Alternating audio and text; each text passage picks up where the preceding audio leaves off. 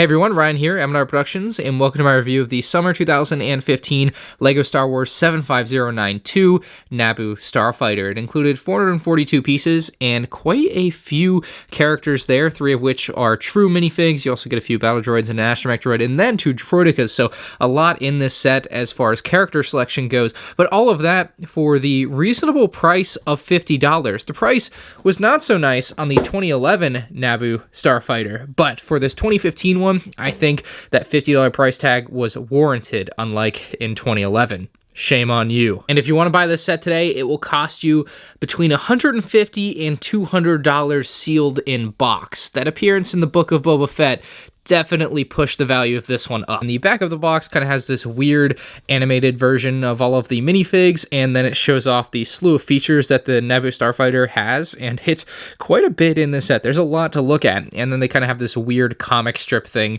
showing the Naboo fighter taking out the Battle Droids and Droidicas and then blasting off into space there, and they're saying the Inquisitor and Kanan, just a nice touch down there with the Star Wars Rebels vibe to the box art. Much to my surprise, inside of the box, there are actually Lego pieces. Can you believe it? So we've got 4 separate bags. This is what the sticker sheet in the set looks like. Quite a few stickers for the build, and then your instruction manual. The inside flap has a Rebels style poster, and then on the back end, just for some extra nostalgia, all of the summer 2015 sets there. Just gorgeous, along with your minifigs on the right. Anyway, let's build this, take a look at the minifigs. A young Anakin Skywalker was never my favorite character to get in LEGO Star Wars sets. As a kid, I found it quite annoying and didn't like young Anakin in the movies anyway, I really still don't. But nonetheless, this is a good representation of him, and even though it's a 2015 set, we've still got a second face on the back of him, a little more disappointed look for him. So yeah, pretty cool looking Anakin there. R2-D2 is the only character to have been released in a LEGO Star Wars set every year since 1999, and of course, here he is in 2015, looking pretty spiffy. The Naboo Pilot looks really sharp to me. He's got handcuffs. Love the dark red pants. I just always think that's a good color for LEGO.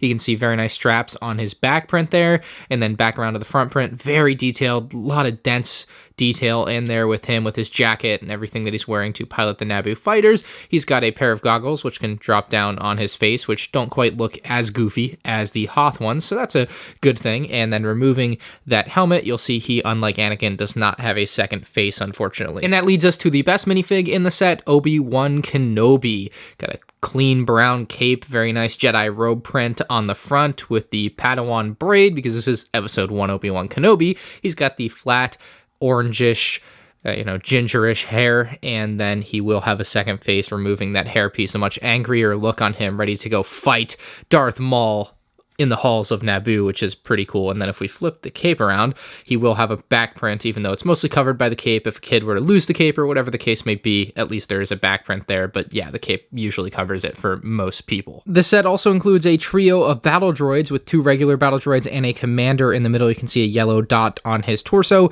and he's also got a yellow print on the back of his head there. And it reminded me of that 2000 LEGO Star Wars minifig pack that had a Battle Droid Commander and 2 regular Battle Droids. Don't know if this was on purpose, but definitely strikes some nostalgia vibes there. The set also has 2 of these Droidicas, and to be quite frank, I hate them. I think they look terrible. I think the original Droidica design from like 1999 or 2000 is by far the best design, and anything else is very disappointing to me. So yeah, these things are weird. They feel like, the bottom feels right and the top feels just too small to me. But, in the interest of fairness, reviewing it, they have some nice detail and stickers. Like, they're finely designed from like a strength point of view. They unfortunately, just in my opinion, don't look very good. So you can roll them up somewhat, so you can roll up the feet like that, push in the guns, and then push down the head like so. You can kind of get it into the shape of a ball to make it roll around or make it look like it's rolling around if you want to put it on display like that. So that's at least an option that can look decent. But yeah, just generally, I think these look pretty derpy, and I'm not a fan of them. For a $50 set, though, the number of characters you get here is pretty incredible. 4 different minifig type characters, 3 Battle Droids, and 2 Droidicas. That's just a lot for a $50 LEGO Star Wars set. Usually you'd get like 2 or 3 minifigs and they'd tell you to screw off. So getting all this extra stuff is really nice, and it does add a lot to the playability of the set. Also, Anakin has a pilot's helmet, which we'll be using in a moment. Didn't mention that. But yeah, very amazing figure selection overall. You see, for $50, if this set only included the Naboo Starfighter, it would be quite the ripoff. Fortunately, there was a couple extras included. The fuel pump is pretty simple. It's got a nice indicator showing your fuel levels, I suppose.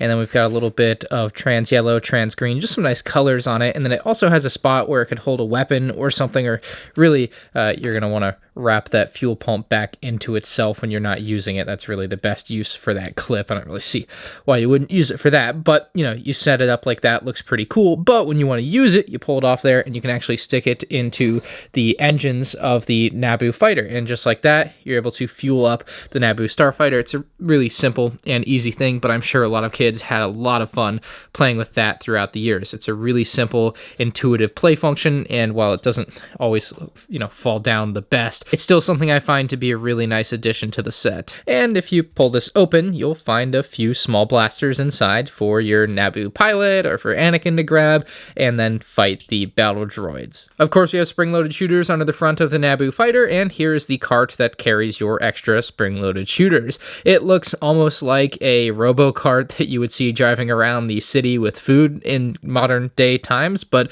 it carries spring-loaded shooters. It does have wheels on the bottom, so it can roll around, which is pretty nice. Big fan of this. And then we have the pseudo display stand, but really more so stand just to get it high enough for the ladder to make sense. But I always loved using it as a display stand, and the Naboo fighter fits right on top of it very easily, and it can actually be spun around on it, which is amazing in my opinion. Now, the ladder is going to line up perfectly to your cockpit area here. I love the way this looks when it connects up there, and the cockpit is something that you can, of course, open, and with it open, you can place your Anakin Skywalker minifigure.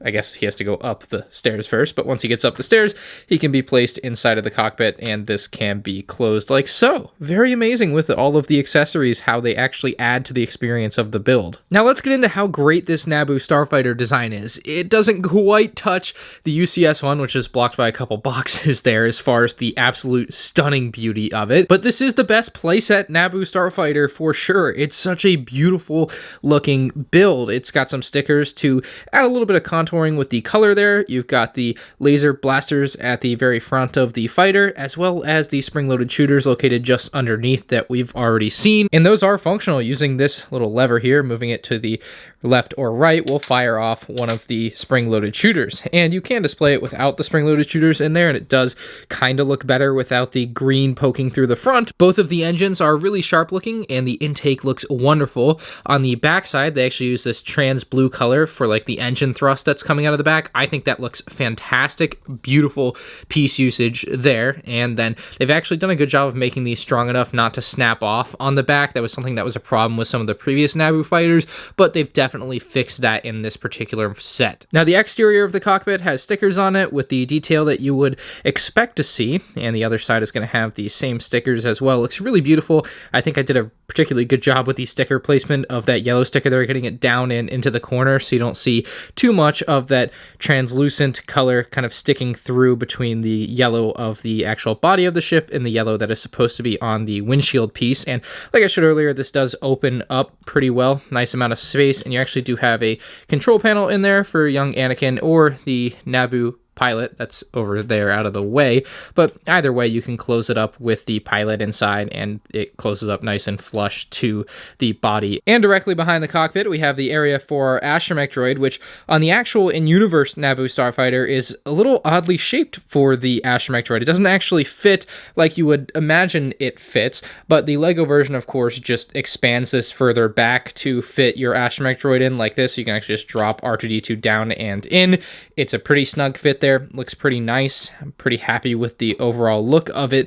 It just is not 100% accurate to what you see in the show or the movie, because the movie made it really weird. Now, while LEGO does meet the bare minimum of being able to put the astromech droid there, they do add a small feature below that with a small Technic piece where if you push up on it, you can actually get R2-D2 to eject from his seat there, which is amazing. So really, you can see the piece in there. How that's going to work is when you push up on it and R2-D2 is clipped in there, it will push him off and he will go flying. So it's a really fun feature to have added onto there. You just have to push R2-D2 all the way down until he clips, and then at some point it will pass the force threshold and he will go flying.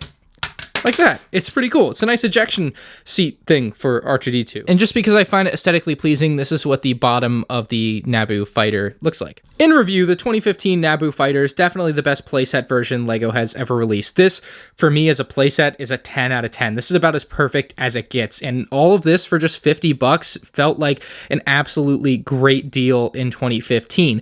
Now, it's not the best Naboo fighter, and a lot of people are now in the market for a Naboo fighter. It is the one I would recommend for most people, though, seeing as used, you can get it maybe even without figures even cheaper, but $100 to $150, and then sealed in box close to that $200, $250 price tag, just depending on if you're able to get a deal and all that jazz.